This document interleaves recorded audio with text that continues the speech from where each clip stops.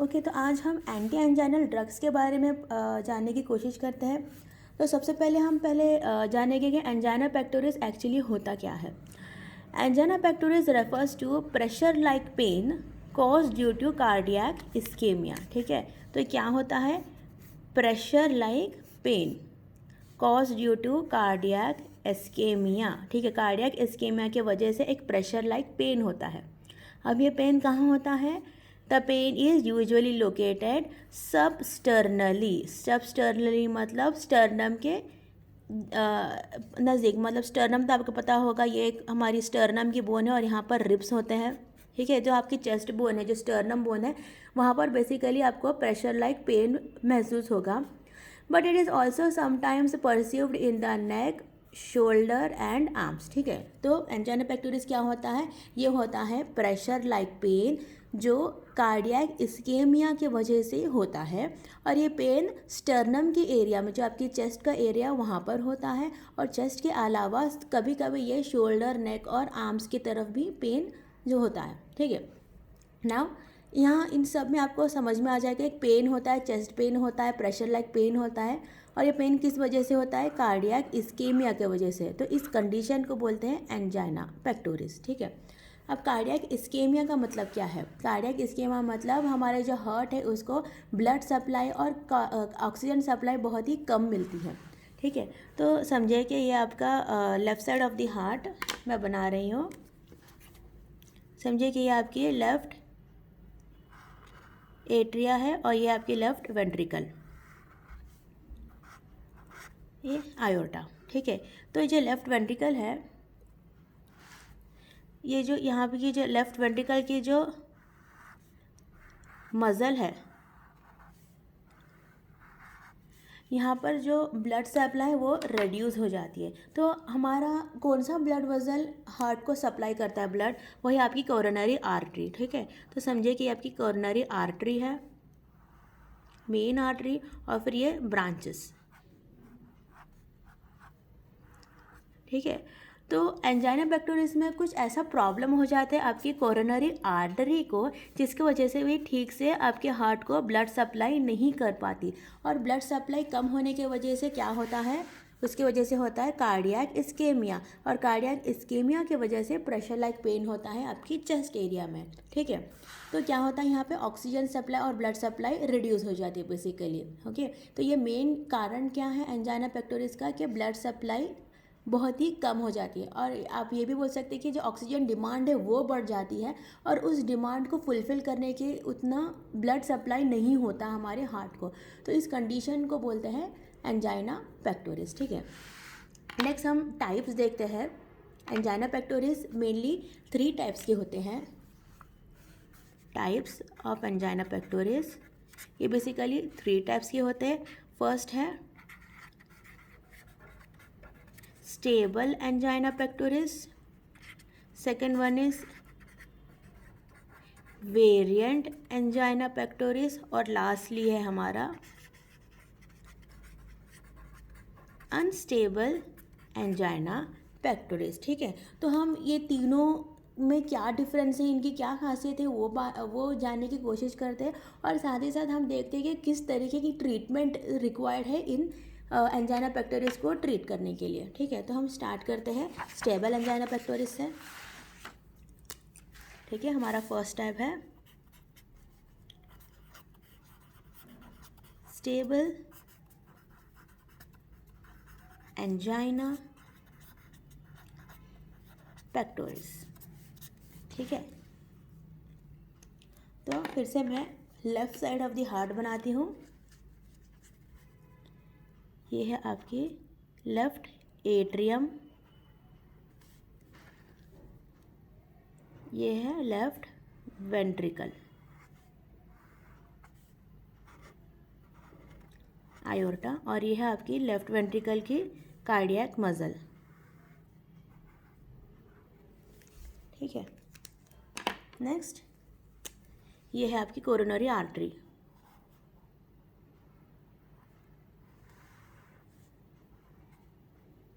जो हार्ट के मज़ल को ब्लड सप्लाई करती है। ना क्या होता है प्रॉब्लम कोरोनरी आर्टरी में? कुछ यहाँ पर एक एथेरोमेटस प्लेक फॉर्म होता है। कोलेस्ट्रॉल का या ट्राइग्लिसराइड का एक बॉल, एक लुंडा सा यहाँ पर कोरोनरी आर्टरी में आकर अटक जाता है। इसकी वजह से ये जो ब्लड वेसल है काफ़ी सिकुड़ जाती है, काफ़ी नैरो हो जाती है, जिसकी वजह से इतना पार्ट जो है हार्ट का ये सफ़र करता है, वहाँ पे ठीक से ब्लड सप्लाई नहीं मिलती, जिसकी वजह से यहाँ पर कार्डियक इस्केमिया हो जाता है। ठीक है, ये वाला पार्ट मैं थोड़ा सा बड़ा करके यहाँ पर बना रही हूँ। समझिए कि ये है आपकी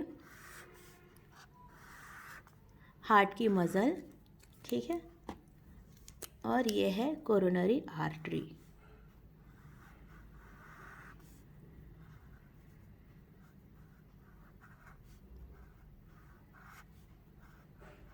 ठीक है, तो क्या हो रहा है प्रॉब्लम यहाँ पर, समझिए कि ये ग्रीन कलर में मैं एक एथेरोमेटस प्लेक बना रही हूँ, और ये प्लेक का जो बॉल है, ये जो बॉल है जो लिपिड का ट्राइग्लिसराइड फैटी बॉल है, ये यहाँ पर आकर बन जाता है। ठीक है, अब ये यहाँ पर बन गया तो ऑब्वियसली जो ब्लड सप्लाई है ये काफ़ी रेड्यूस हो जाएगी, क्योंकि ये जो ब्लड वेसल है ये काफ़ी कम हो जाएगी, काफ़ी पतली हो जाएगी, तो ब्लड सप्लाई बहुत कम हो जाती है, जिसकी वजह से ये पार्ट जो है आपके हार्ट का यहाँ पर ठीक से ब्लड सप्लाई नहीं हो पाता, जिसकी वजह से इस्केमिया हो जाता है। और आपको पता है इस्केमिया की वजह से होता है आपकी angina pectoris, pressure like chest pain. तो बेसिकली स्टेबल एंजाइना पेक्टोरिस में ये होता है। ठीक है, क्या होता है स्टेबल एंजाइना पेक्टोरिस में, एक जो कोरोनरी आर्टरी है वहाँ पर एक प्लेग, एथेरोमेटस प्लेग हम बोलते हैं इसको। ये क्या है, ये बॉल क्या बन रहा है, एथेरोमेटस प्लेग, मतलब एक जो चिकना ही फैट का जो लुंडा जो है, एक बॉल जो है वो यहाँ पर आकर फंस जाता है, जिसकी वजह से ब्लड सप्लाई रेड्यूस हो जाती है। ठीक है, तो नॉर्मली ये होता है। लेकिन ये जो स्टेबल एंजाइना पेक्टोरिस है इसका और एक नाम है एक्सरसाइज इंड्यूस्ड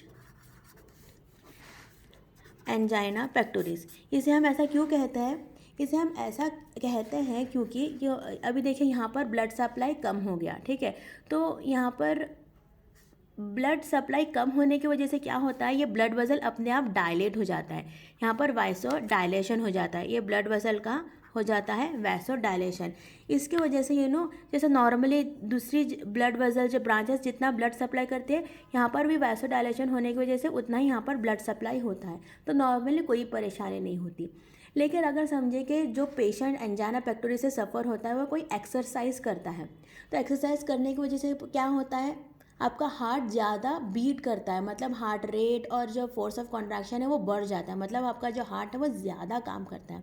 तो ज़्यादा काम करने की वजह से क्या होता है, यहाँ पर जो ब्लड सप्लाई है हार्ट की वो बढ़ जाती है, जो ब्लड सप्लाई की जो डिमांड है वो हार्ट की हमारी बढ़ जाती है, जिसकी वजह से ये सारे ब्लड वेसल्स डायलेट हो जाते हैं। लेकिन ये जो ब्लड वेसल है ये ऑलरेडी डायलेट है, इससे ज़्यादा वो डायलेट नहीं हो सकता। तो ये टाइम जब जो इंसान एक्सरसाइज करेगा तब यहाँ पर चेस्ट पेन उसको महसूस होगा, इसलिए स्टेबल एंजाइना पेक्टोरिस को हम एक्सरसाइज इंड्यूस्ड एंजाइना पेक्टोरिस भी कहते हैं। ठीक है,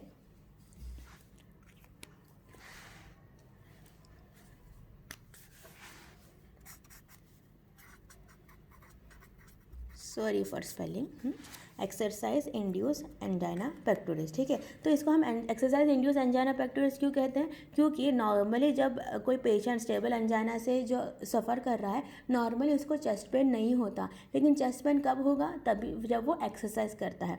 तो एक्सरसाइज करने पर क्यों होता है चेस्ट पेन, ये इसलिए होता है क्योंकि यहाँ पर जो कोरोनरी आर्टरी की जो ब्रांच है यहाँ पर एथेरोमेटस प्लेक जमा हुआ है, इसकी वजह से इस पार्ट हार्ट का इस पार्ट को ब्लड सप्लाई कम हो रहा था, इसलिए जो हमारी बॉडी की जो कंपेंसेटरी मैकेनिज्म है वो एक्टिवेट हो जाती है, जिसकी वजह से ये ब्लड वेसल डायलेट हो जाता है, और नॉर्मली जितना ब्लड सप्लाई इन ब्रांचेस से होता है उतना ही ब्लड सप्लाई इस ब्रांच से भी हो रहा था। लेकिन जब एक्सरसाइज करता है कोई इंसान तो क्या होता है, हमारा हार्ट का जो वर्कलोड है वो बढ़ जाता है। जब हार्ट का वर्कलोड बढ़ जाता है तो उसकी ऑक्सीजन सप्लाई और उसकी ब्लड सप्लाई की जो डिमांड है वो भी बढ़ जाती है, इसलिए ये सारे ब्रांचेस जो है वो डायलेट हो जाते हैं। लेकिन ये एथेरोमेटस वाला जो ब्रांच है वो ऑलरेडी डायलेटेड है, इससे ज़्यादा वो डायलेट नहीं हो पाएगा, इसलिए ये हार्ट का जो पार्ट है वो सफ़र करता है। तो ये होता है आपका stable angina pectoris, also known as exercise induced angina pectoris. Now इसका ट्रीटमेंट क्या होता है, हमको ऐसी ड्रग देना चाहिए जो आपका हार्ट का जो वर्कलोड है वो रेड्यूस करे। ओके, तो इसका ट्रीटमेंट क्या है? Reduce workload of heart. तो हार्ट का वर्कलोड कैसा कर सकते हैं? ये ऐसा कर सकते हैं कि वो इंसान ज़्यादा एक्सरसाइज ना करे। अगर एक्सरसाइज करते वक्त उसको चेस्ट पेन हो रहा है तो वो थोड़ी देर रेस्ट कर ले। रेस्ट करने पर क्या होता है कि हार्ट का जो वर्कलोड है वो कम हो जाता है, जिसकी वजह से ये जो पेन है ये भी रिड्यूस हो जाता है। ठीक है, तो ये है आपका स्टेबल एंजाइना पेक्टोरिस और इसका ट्रीटमेंट क्या है? To reduce workload of heart. Second type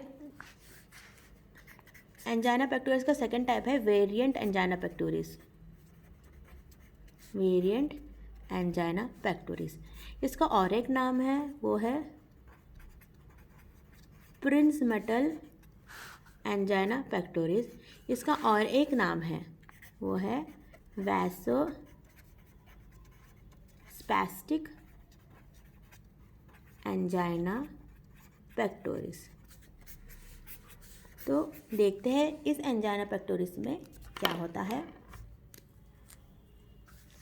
again आपकी left side of the heart,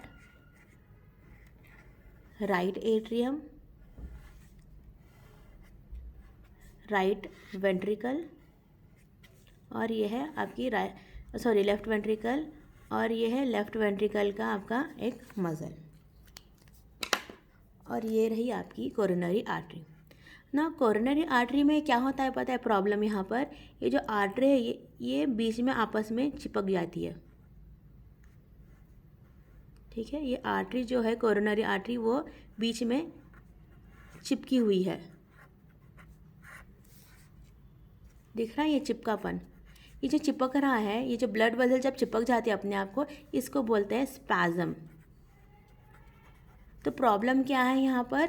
यहाँ पर हो रहा है कोरोनरी आर्टरी स्पैज़म। ठीक है, कोरोनरी आर्टरी स्पैज़म हो रहा है। अब ये जो ब्लड वेसल चिपकी हुई है तो क्या यहाँ पर से ब्लड हम डाल सकते हैं? यहाँ पर आराम से नहीं डाल सकते, इज़न्ट इट?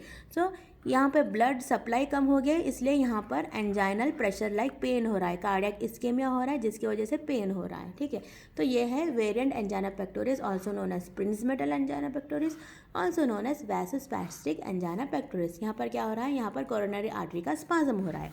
तो इसका ट्रीटमेंट क्या करें? इसका ट्रीटमेंट है कि हमको कोरोनरी आर्टरी को डायलेट करना है। तो treatment of variant angina pectoris is we require coronary artery dilation. ठीक है, तो यह है आपका वेरिएंट एंजाइना पेक्टोरिस। नेक्स्ट हम तीसरा और आखिरी एंजाइना पेक्टोरिस का टाइप देखते हैं। तीसरा टाइप है अनस्टेबल एंजाइना पेक्टोरिस। तो फिर से हम अपना वही left side of the heart का डायग्राम लेते हैं। यह आपकी लेफ़्ट एट्रियम, लेफ़्ट वेंट्रिकल और यह आपकी लेफ़्ट वेंट्रिकल की मसल थोड़ी सी बड़ी बना रही हो। तो एज अ नेम से यहाँ पर ये अनस्टेबल एंजाइना पेक्टोरिस। तो यहाँ पर क्या अनस्टेबल है? यहाँ पर अनस्टेबल है आपका एथेरोमेटस प्लेग। वही जो आपने स्टेबल एंजाइना में देखा था वही यहाँ पर भी हो रहा है, लेकिन जो प्लेग है वो होगा काफ़ी अनस्टेबल सा। मतलब ये जो प्लेग फॉर्म हुआ है इसका साइज़ एक तरह नहीं होगा, इसका साइज़ चेंज होता रहेगा। ठीक है, एक बार मैं यहाँ पर एक बड़ा मसल बना के देखते हैं अच्छे से।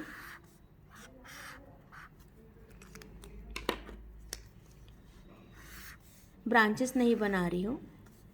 ये आपकी कोरोनरी आर्टरी है और ये है एथेरोमेटस प्लेग।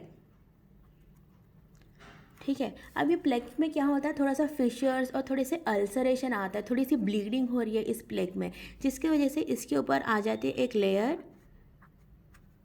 प्लेटलेट प्लग की, ठीक है। तो एथेरोमेटस प्लग है, उसके ऊपर एक लेयर आ गई है प्लेटलेट प्लग की। प्लेटलेट प्लग क्यों आ रहा है यहाँ पे? क्योंकि यह जो प्लग है, जो लिपिड का जो बॉल है, यहाँ पर कुछ अल्सरेशन हो रहा है, जिस एक ऊजिंग हो रही है, कुछ ब्लीडिंग हो रही है, जिसकी वजह से प्लेटलेट प्लग की एक लाइन जमा हो रही है। और इस प्लेटलेट प्लग की लाइन के ऊपर और एक लेयर आ जाएगा फाइब्रिन का। जो फाइब्रिनोजन है, सॉल्युबल फाइब्रिनोजन, यहाँ पर आकर इनसॉल्युबल फाइब्रिन बन जाएगा, ठीक है। और ये जो है, ये इसका अल्टरेशन होता है, फाइब्रिन आता है फिर निकलता है, फिर प्लेटलेट प्लग भी निकलता है, उसके बाद एथेरोमेटस प्लग है, उसमें फिर से अल्सरेशन आती है और फिर से वो लेयर्स बनना चालू हो जाता है। तो 3 लेयर आपने देखे, प्लेटलेट प्लग है, सॉरी एथेरोमेटस प्लग, उसके ऊपर है एक दूसरी लेयर प्लेटलेट प्लग की, तीसरी लेयर है फाइब्रिन की। तो ये तीनों जन together they are known as thrombus, ठीक है। तो थ्रोम्बस बन रहा है, कहाँ पर बन रहा है? कोरोनरी आर्टरी में। ये वो ब्लड वेसल है जो हमारे हमारे हार्ट को ब्लड सप्लाई करे। इस आर्टरी में हमारा एक अनस्टेबल जो कोलेस्ट्रॉल का बॉल है वो बन रहा है यहाँ पर, ठीक है। तो ये है unstable angina pectoris. So what happens in unstable angina pectoris?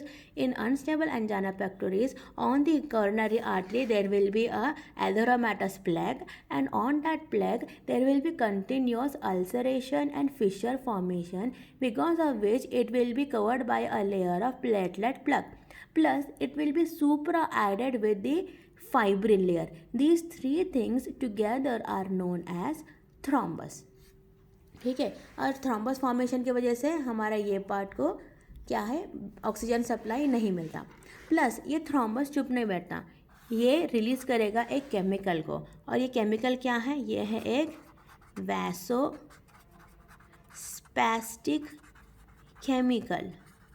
तो वैसोस्पैस्टिक केमिकल क्या करता है? ये कोरोनरी आर्टरी का स्पैज़म करता है, मतलब ये कोरोनरी आर्टरी में एथेरोमेटस प्लग भी है, प्लस यहाँ पर जो ब्लड वेसल है, जो कोरोनरी आर्टरी, ये चिपक रही है अपने आप को, मतलब यहाँ पर भी स्पैज़म हो रहा है, कोरोनरी आर्टरी स्पैज़म हो रहा है यहाँ पर, ठीक है। तो इतना ज़्यादा प्रॉब्लम है अनस्टेबल एंजाइना पेक्टोरिस में, ठीक है। यहाँ पर एथेरोमेटस प्लग भी है, और ये प्लग का साइज़ चेंज हो रहा है, प्लस स्पैज़म भी हो रहा है यहाँ पे। तो देख सकते हैं ये स्टेबल एंजाइना और वेरिएंट एंजाइना का एक बहुत ही डेंजरस मिक्सचर है अनस्टेबल एंजाइना पेक्टोरिस। नेक्स्ट हम देखते हैं इसके ट्रीटमेंट के बारे में। हमको कैसा ट्रीट करें? सबसे पहले हमको स्पाज़म निकालना है, तो हमको चाहिए कोरोनरी आर्टरी डायलेटर।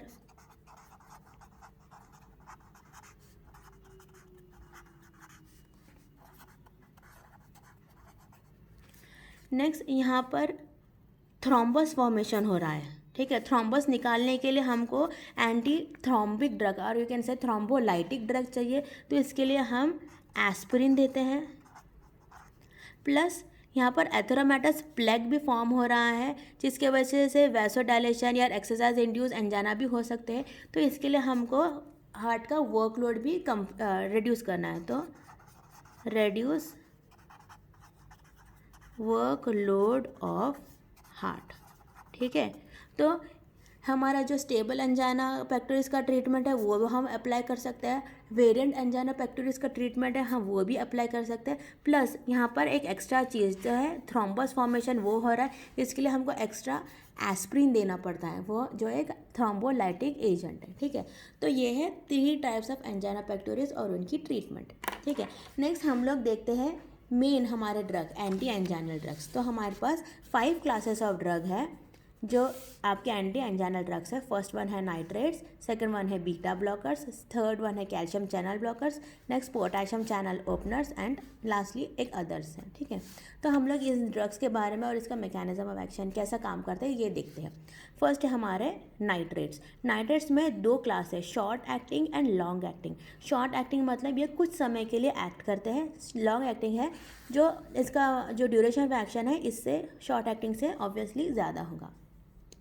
तो शॉर्ट एक्टिंग में हमारे पास है ग्लिसरल ट्राइनाइट्रेट एंड आइसोसॉर्बेट डाइनाइट्रेट। ये दोनों हम सबलिंगुअल रूट के थ्रू यूज़ करते हैं। सबलिंगुअल रूट मतलब जब भी मतलब जब भी अगर कोई पर्सन है उसको फील हुआ कि उसको अंजाना हो रहा है, मतलब मेनली हम एक्सरसाइज इंड्यूस्ड जो स्टेबल अंजाना पेक्टोरिस है उसके बारे में बोल रही हूँ। अगर किसी पेशेंट को स्टेबल अंजाना पेक्टोरिस से वो सफ़र कर रहा है और अगर समझे उसको एक्सरसाइज करने के बाद या कोई स्ट्रेस है, कुछ झगड़ा हो गया और उसको ऐसा फील हुआ कि उसको एंजाइनल पेन आ रहा है, तो वो ग्लिसरल ट्राइनाइट्रेट या आइसोसॉर्बेट डाइनाइट्रेट का जो सबलिंगुअल टैबलेट है वो अपने ज़बान के नीचे रखेगा और थोड़ी देर बाद उसको रिलीफ महसूस होगा। ठीक है, तो ये बहुत ही जल्दी और बहुत ही कम समय के लिए ये मेडिसिन एक्शन प्रोड्यूस करेगी। नेक्स्ट है लॉन्ग एक्टिंग ड्रग। यहाँ पर भी आइसोसॉर्बेट डाइनाइट्रेट है बट ये ओरल रूट के थ्रू है। ठीक है, तो आइसोसॉर्बेट डाइनाइट्रेट शॉर्ट एक्टिंग भी है, लॉन्ग एक्टिंग भी है। शॉर्ट एक्टिंग में सबलिंगुअल रूट, लॉन्ग एक्टिंग में इसको हम ओरल रूट के थ्रू लेते हैं। नेक्स्ट ड्रग है एरिथ्रेटिल टेट्रानाइट्रेट एंड पेंटा एरिथ्रेटिल टेट्रानाइट्रेट। ठीक है, तो ये है आपके नाइट्रेट्स। तो जल्दी से हम इसके मैकेनिज्म ऑफ एक्शन के बारे में देखते हैं। तो समझिए कि यह है आपकी कोरोनरी आर्टरी। पहले हम देखते हैं कि नॉर्मली कोरोनरी आर्टरी का जो कॉन्ट्रैक्शन है वो कैसा होता है। नेक्स्ट हम देखते हैं कि जब हम लोग ये नाइट्रेट्स देते हैं तो कैसे ये कोरोनरी आर्टरी का रिलैक्सेशन होता है। ठीक है, देखिए रिलैक्सेशन होता है, उसकी वजह से जो कोरोनरी आर्टरी है वो डायलेट हो जाती है। तो नॉर्मली क्या होता है, नॉर्मली हमारे जो कोरोनरी आर्टरी इसके अंदर एक कैल्शियम चैनल होता है जिसकी वजह से कैल्शियम आयन हमारे कोरोनरी आर्टरी के अंदर जाते हैं। ठीक है, नेक्स्ट कोरोनरी आर्टरी में एंडोप्लाज्मिक रेटिकुलम होती है और इस एंडोप्लाज्मिक रेटिकुलम में बहुत ज़्यादा कैल्शियम आयन होते हैं। तो जो भी कैल्शियम चैनल के थ्रू कैल्शियम आयन अंदर जाता है ये इस एंडोप्लाज्मिक रेटिकुलम को एक्टिवेट करता है, जिसके वजह से बहुत ज़्यादा कैल्शियम आयन निकलते हैं आपके साइटोप्लाज्म में। नेक्स्ट साइटोप्लाज्म में ये बाइंड करेगा एक इम्पॉर्टेंट प्रोटीन से। इस प्रोटीन का नाम है CAM, दैट इज़ कॉलमोडुलिन। और ये कैल्शियम आयन और कॉलमोडुलिन प्रोटीन बाइंड करके बनेगा एक कॉम्प्लेक्स जिसका नाम है कैल्शियम कॉलमोडुलिन कॉम्प्लेक्स। ठीक है, अब ये कॉम्प्लेक्स जो है ये एक्टिवेट करेगा एक एंजाइम को जिसका नाम है कैल्शियम कॉलमोडुलिन काइनेस। अब ये काइनेस का एक्शन क्या है, बहुत ज़्यादा है, बहुत सारी चीज़ें करता है। अब हमको यहाँ पर क्या देखना है, कोरोनरी आर्टरी का कॉन्ट्रैक्शन और डायलेशन के बारे में। ठीक है, तो एक कैल्शियम कॉलमोडुलिन काइनेस ये एक्टिवेट करेगा एक एंजाइम को। उस एंजाइम का नाम है मायोसिन लाइट चेन काइनेस। ठीक है, जब ये myosin light chain kinase activate होता तो क्या होगा ये हम देखते हैं। समझिए ये आपका एक सार्कोमियर है। ठीक है, ये है आपकी ऑरेंज कलर में बना रही हूँ मैं एक्टिन और ग्रीन कलर में मैं बना रही हूँ मायोसिन। ये है मायोसिन की हैवी चेन और ये है मायोसिन की लाइट चेन। ठीक है, ऑरेंज में मैंने बनाया है एक्टिन, ग्रीन में मैंने बनाया है मायोसिन। ये वाली जो है मायोसिन हैवी चेन और ये चार जो दिख रहे हैं ये है मायोसिन लाइट चेन। ना मायोसिन लाइट चेन काइनेज क्या करता है, ये काइनेज आकर मायोसिन लाइट चेन को फॉस्फेट ग्रुप देता है। ये फॉस्फेट ग्रुप मिलने के बाद मायोसिन लाइट चेन क्या करता है, जाकर एक्टिन को चिपक जाता है। चिपकने के बाद ये एक दूसरे की तरफ आते हैं जिसकी वजह से कॉन्ट्रैक्शन होता है और जिसकी वजह से कोरोनरी आर्टरी का कॉन्ट्रैक्शन होता है। ठीक है, नेक्स्ट हमको क्या चाहिए, हमको समझे कि ये स्पाज़म निकालना है। तो स्पाज़म निकालने के लिए हमको कोरोनरी आर्टरी का डायलेशन करना है, मतलब हमको कोरोनरी आर्टरी को रिलैक्स करना है, हमको इसको कॉन्ट्रैक्ट नहीं करना है, इसको डायलेट करना है। तो डायलेट कैसा करते हैं, हम लोग देंगे नाइट्रेट्स। ठीक है, तो नाइट्रेट्स क्या करता है, समझिए कि ब्लैक में मैं नाइट्रेट्स का बता रही हूँ। नाइट्रेट्स नाइट्रिक ऑक्साइड जब भी आपके ब्लड वेसल में जो कोरोनरी आर्टरी इसके अंदर आता है, इसके आने के बाद क्या करता है, ये एक्टिवेट करता है एक एंजाइम को जिसका नाम है गोनालाइल साइक्लेस। ठीक है, इस एंजाइम को एक्टिवेट करने के बाद गोनालाइल साइक्लेस कन्वर्ट करता है गोनासिल ट्राइफॉस्फेट को साइक्लिक GMP में, जगह ही नहीं यहाँ पर बनाती हूँ मैं ऊपर।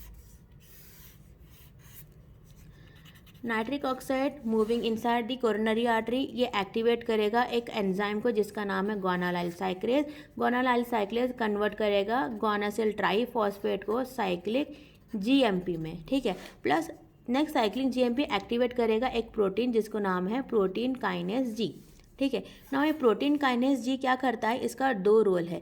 ये एक हाथ से इनहिबिट करता है कैल्शियम चैनल को और दूसरे हाथ से इनहिबिट करता है मायोसिन लाइट चेन काइनेज को, ठीक है। जब कैल्शियम चैनल इनहिबिट हो गया तो कैल्शियम एंट्री इनहिबिट हो गया है, इसका activation of endoplasmic reticulum inhibit होता है, कैल्शियम रिलीज इनहिबिट होता है, कैल्शियम कॉन्वोल्यूटेंट कॉम्प्लेक्स नहीं बनता है, ये काइनेज एक्टिवेट नहीं करता, प्लस ये मायोसिन लाइट चेन काइनेज को भी इनहिबिट करता है। प्लस प्रोटीन काइनेज ही मायोसिन लाइट चेन काइनेज को भी डायरेक्टली इनहिबिट करता है, जिसकी वजह से मायोसिन लाइट चेन एक्टिन को जाकर नहीं चिपक पाते और वहाँ पर कॉन्ट्रैक्शन ऑफ ब्लड वेसल नहीं होता, ठीक है। तो इस तरीके से नाइट्रेट्स के देने से हमारा जो कोरोनरी आर्टरी का स्पाज्म है वो थोड़ा बहुत इनहिबिट हो सकता है, ठीक है। तो जो हमारा ट्रीटमेंट था अनस्टेबल एंजाइना पेक्टोरिस का कोरोनरी आर्टरी डायलेशन, ये नाइट्रेट से हो सकता है। प्लस जो वेरिएंट एंजाइना पेक्टोरिस का ट्रीटमेंट था कोरोनरी आर्टरी डायलेशन, ये भी ट्रीट हो जाता है।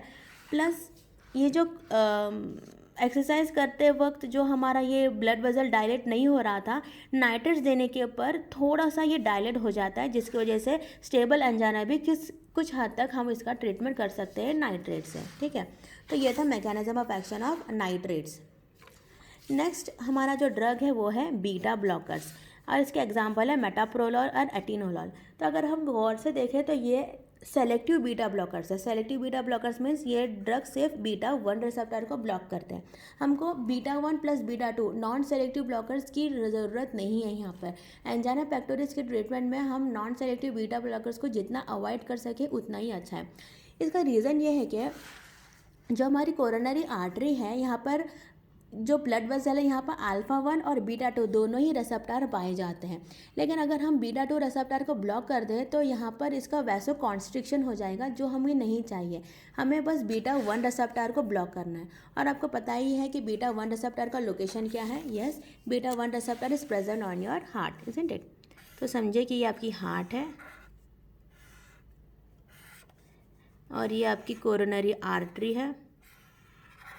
तो हार्ट के ऊपर आपका बीटा 1 रिसेप्टर पाया जाता है। जब हम बीटा 1 रिसेप्टर ब्लॉक करते हैं तो इससे फोर्स ऑफ कॉन्ट्रैक्शन भी रिड्यूस होता है, कार्डियक कंडक्टिविटी भी रिड्यूस होती है, हार्ट रेट भी रिड्यूस होता है। तो बोल सकते हैं कि work load of the heart reduce हो जाता है, ठीक है। तो बीटा ब्लॉकर्स देने की वजह से क्या होता है, आपका जो हार्ट का जो वर्क है वो बहुत ज़्यादा रिड्यूस हो जाता है। तो हम ये किस चीज़ के लिए यूज़ कर सकते हैं, हम ये स्टेबल एंजाइना को ट्रीट करने के लिए यूज़ कर सकते हैं, क्योंकि स्टेबल एंजाइना में ट्रीटमेंट क्या है, to reduce the work load of the heart. तो बीटा ब्लॉकर्स देने की वजह से हम हार्ट का जो वर्क लोड है वो रिड्यूस कर सकते हैं।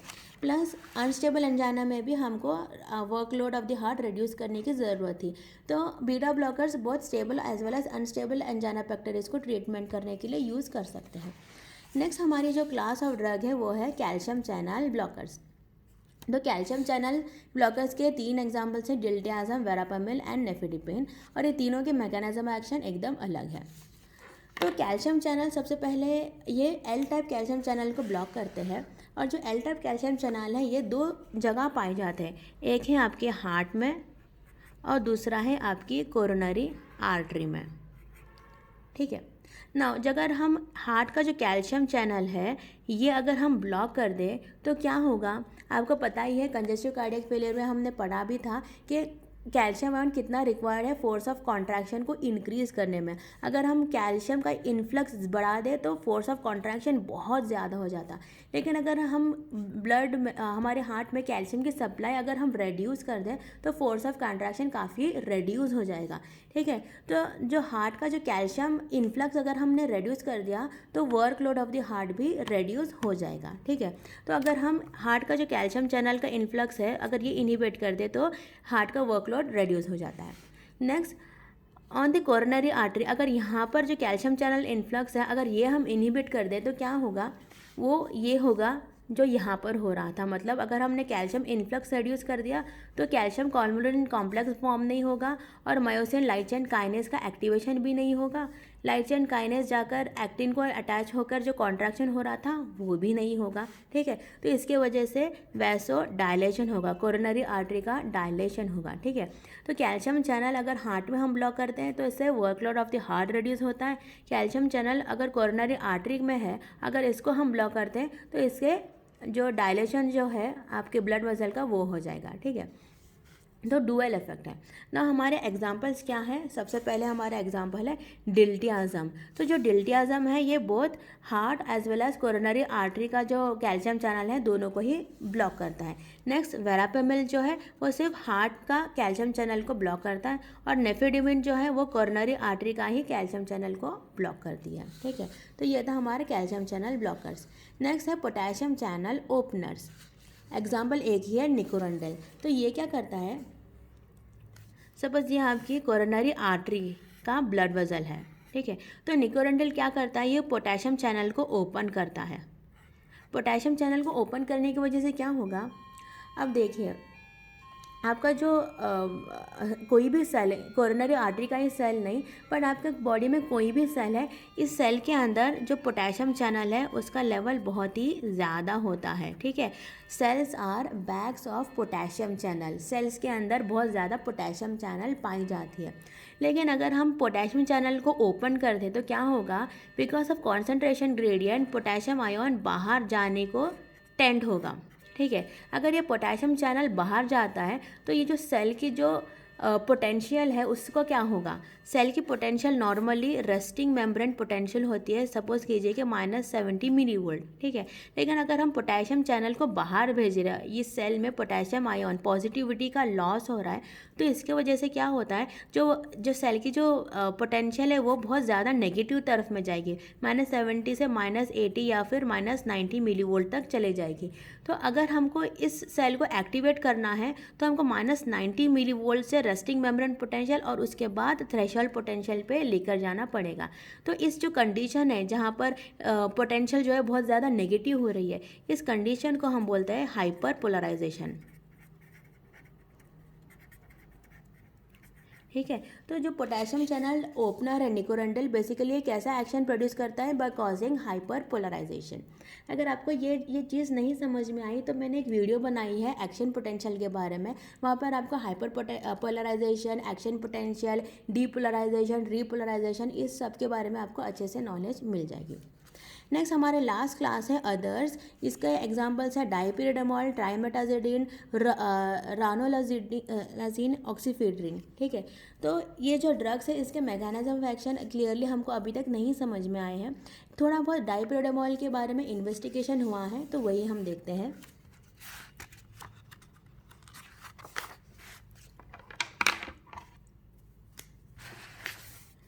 समझिए कि ये आपका कार्डियक मसल है,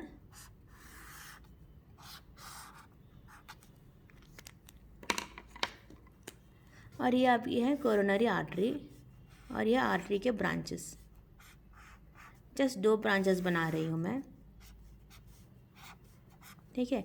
तो ये जो ब्रांच है वो यहाँ पर ब्लड सप्लाई कर रहा है, ये वाला ब्रांच जो है यहाँ पर ब्लड सप्लाई कर रहा है, ठीक है। प्लस जो हमारा एथेरोमेटस प्लेग है वो यहाँ पर बना है, ओके। तो मतलब ये पार्ट जो है आपका, ये आपका हार्ट का जो ये पार्ट है यहाँ पर ये सफ़र कर रहा है, यहाँ पर ब्लड सप्लाई बहुत कम हो रही है, इसके लिए यहाँ पर कार्डियक इस्केमिया हो रहा है, जिसकी वजह से कार्डियक पेन हो रहा है। तो जब आप ये जो ड्रग है डाइपिरिडामोल ये लेते हैं तो क्या होगा, डाइपिरिडामोल यहाँ पर तो कोई एक्शन प्रोड्यूस नहीं करेगा, लेकिन ये यहाँ पर इस ब्रांच में वैसो डायलेशन प्रोड्यूस करेगा, जिसकी वजह से इस पार्ट में क्या है बहुत ज़्यादा ब्लड सप्लाई होगी, ठीक है। देखिए सफ़र आपका ये पार्ट कर रहा है लेकिन ब्लड सप्लाई हो रही है यहाँ पर, और जिसकी वजह से ट्रीटमेंट भी हो रहा है, एंजाइनल पेन भी रिड्यूस हो रहा है। इसका मैकेनिज्म कैसा है, कैसा रिड्यूस हो रहा है, ये अभी तक इसका इन्वेस्टिगेशन चल रहा है। लेकिन डाइपिरिडामोल क्या कर रहा है कि जो एडजेसेंट ब्रांच है यहाँ पर है प्रॉब्लम, लेकिन इस ब्रांच में ये कुछ नहीं कर रहा है, बट इसकी जो एडजेसेंट ब्रांच है यहाँ पर इसकी ब्रांच की वैसो डायलेशन कर रहा है और यहाँ पर ज़्यादा ब्लड सप्लाई दे रहा है, ठीक है। जैसे कि समझे कि यह है पर्सन ए, यह है पर्सन बी। पर्सन ए के पास खाना नहीं है लेकिन ये ड्रग क्या कर रहा है, पर्सन ए को नहीं दे रहा है, पर्सन बी का पेट भरा हुआ है लेकिन फिर भी इसी को ही खाना खिला ही रहा है। ये है इसका मैकेनिज्म एक्शन, और इसका ज़्यादा खाने की वजह से इसका भी पेट ऑटोमेटिकली भर रहा है। कैसा हो रहा है ट्रीटमेंट पता नहीं, बट ये है टाइपिरोडामोल मैकेनिज्म ऑफ एक्शन। तो ये थी मेरी आज की वीडियो एंजाइना पेक्टोरिस के ड्रग्स के बारे में।